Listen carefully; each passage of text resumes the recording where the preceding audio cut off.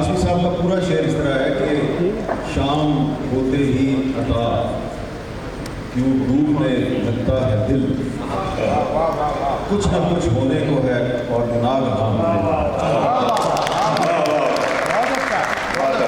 تو وہ جو ہے نا ناگہاں ہونے کو ہے، یعنی کہ کوئی غیر متوقع واقعہ ہونے کو ہے، تو ظاہری بات ہے وہ کچھ نہ کچھ اگر ہونا ہے جو کہ قول قاسمی صاحب کے ناگہاں بھی ہے، تو اس میں پھر ماضی کی غلطیاں بھی ان کا خیال رکھنا چاہیے، اس لیے آپ نے سوال کو ٹھیک کیا ہے۔ لیکن اب کتنا ہم اپنے ماضی کو بھولیں گے؟ اب تو پاکستان کے بچے بچے کو پتہ ہے کہ ہمارا ماضی اتنا شاندار نہیں ہے۔ ہماری تاریخ میں بہت بڑے بڑے لوگ پیدا ہوئے جنہوں نے ہمیں یہ ملک بنا کے دیا، لیکن ہم نے ان کے کردار سے اور ان کی تعلیمات سے کوئی فائدہ تو نہیں اٹھایا، نہ ہی ان کے راستے پہ چلے، تو نتیجہ ہمارے سامنے ہے۔ اب ہمارے ارد گرد جو بھی ہو رہا ہے تو وہ کچھ نہ کچھ غلط ہی ہو رہا ہے، اور اب اس کچھ نہ کچھ غلط کو صحیح کرنا ہے۔ بیچ میں ناگہاں بھی آ گیا ہے، تو ناگہاں سے لڑائی ہے ہماری سے، ٹھیک ہے؟ تو ناگہاں جو ہے وہ ایک بہت بڑی رکاوٹ ہے ہماری ترقی کے راستے میں، اور وہ ناگہاں کون ہے؟ وہ جیسا کہ آپ نے خود ہی کہا کہ کیا اس میں کوئی ہمارا کردار ہے؟ وہ ہم خود ہی ہیں۔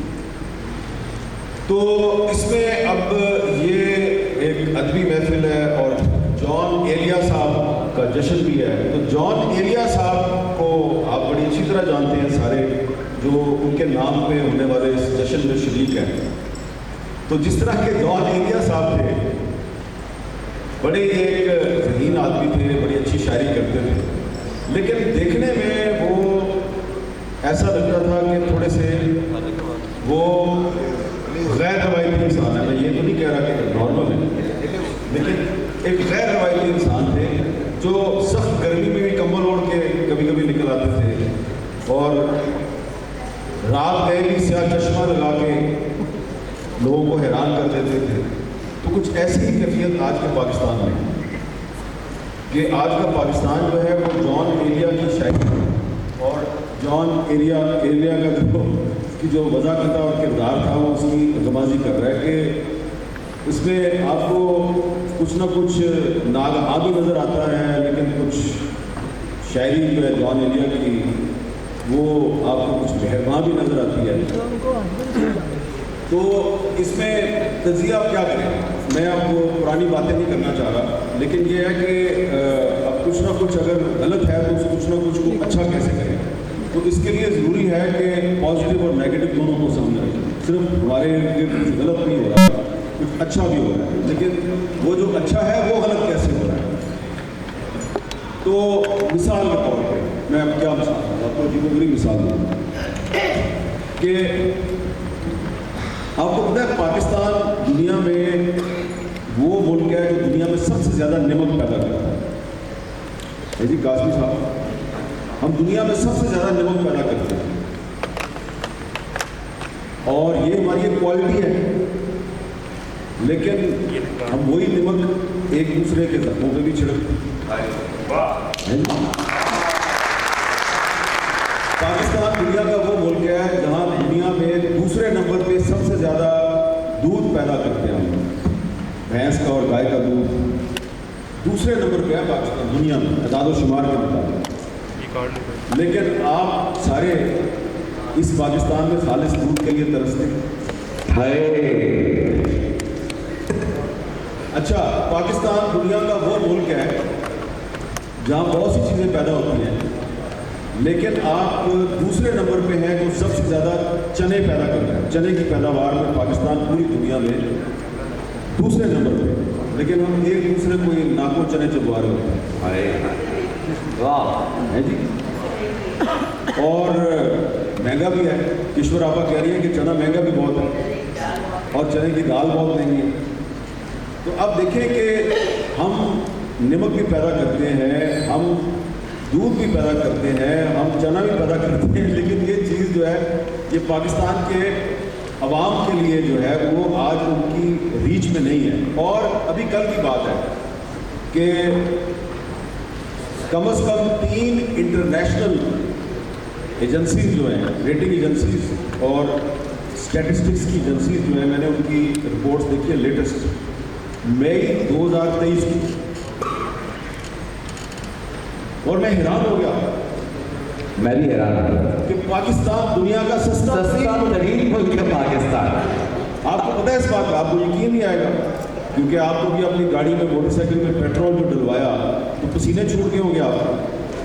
لیکن اسٹیٹسٹکس یہ کہہ رہی ہے کہ پاکستان دنیا کا کاسٹ آف لیونگ کے لحاظ سے سستا ترین ملک ہے. اچھا, اب یہاں پہ میں آپ کو یہ بتاؤں کہ آپ نے اگر اپنا تجزیہ کرنا ہوتا ہے تو آپ کو اپنا تجزیہ کئی دفعہ دشمن کی نظر سے کرنا چاہیے. دشمن آپ کے بارے میں کیا سوچتا ہے, دشمن کی آپ کے بارے میں کیا پلاننگ ہے. تو ان دنوں 2 ملک ایسے ہیں جن کے تھنک ٹینکس پاکستان کے بارے میں بڑی ریسرچ کر رہے ہیں اور ان کی رپورٹس اویلیبل ہیں, آپ بھی دیکھ سکتے ہیں. میں نے 3 مختلف انڈین تھنک ٹینکس کی رپورٹس دیکھی. انڈین تھنک ٹینکس یہ کہہ رہے ہیں کہ خدا نہ خواستہ پاکستان 2030 تک قائم نہیں رہے گا, ٹوٹ جائے گا. اور اسی طرح ایک امریکی یونیورسٹی کے پروفیسر جو ہیں ان کا وہ بھی ایک تھنک ٹینک سے ان کا تعلق ہے. انہوں نے تھوڑے 3 سال اور دے دیا. انہوں نے کہا نہیں 2030 میں نہیں, یا 2033 میں ٹوٹے گئے. اب اس کی کیا وجہ ہے؟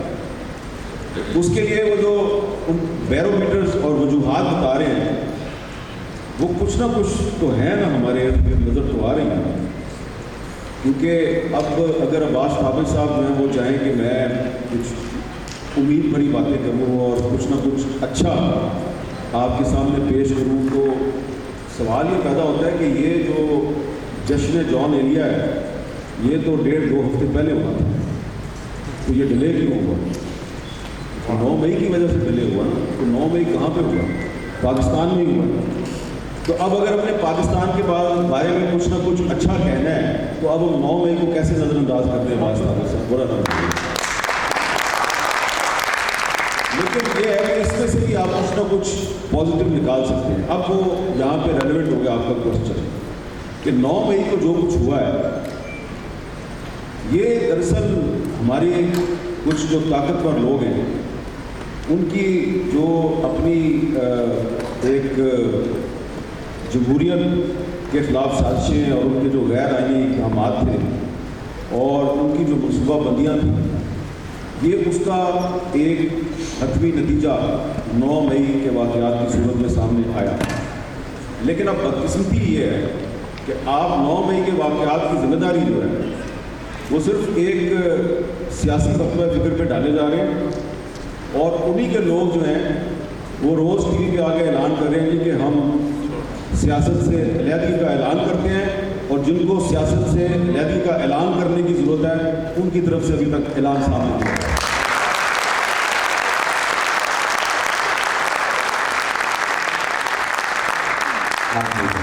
تو یہ ہے سارے مسئلے کی وجہ کہ پاکستان کے مسائل کی وجہ یہ ہے کہ آئین اور قانون کی بالادستی نہیں ہے. جب تک پاکستان میں آئین اور قانون کی بالادستی نہیں ہوگی, جو کہ کبھی نہیں رہے گی, تو آپ کچھ نہ کچھ اچھا نہیں کر سکتے. لیکن امید رکھنی چاہیے کہ یہ ایک فکرے پہ جس بھرپور انداز میں تالیاں بجائی گئی ہیں, اس کا مطلب ہے یہ سارے چاہتے ہیں کہ پاکستان میں آئین اور قانون کی بالادستی قائم ہو. 2023 پاکستان میں نئے انتخابات کا سال ہے. اس سال پاکستان میں ہر صورت میں انتخابات ہونے چاہیے, اور اگر آپ نے کچھ نہ کچھ پاکستان میں اچھا کرنا ہے تو اس کے لیے ضروری ہے کہ اس سال ہر صورت میں الیکشن کروائیں, خواہ کوئی بھی جیتے. کچھ نہ کچھ اچھا اسی وقت ہوگا جب پاکستان کے آئین کے تقاضے پورے کیے جائیں. بہت شکریہ.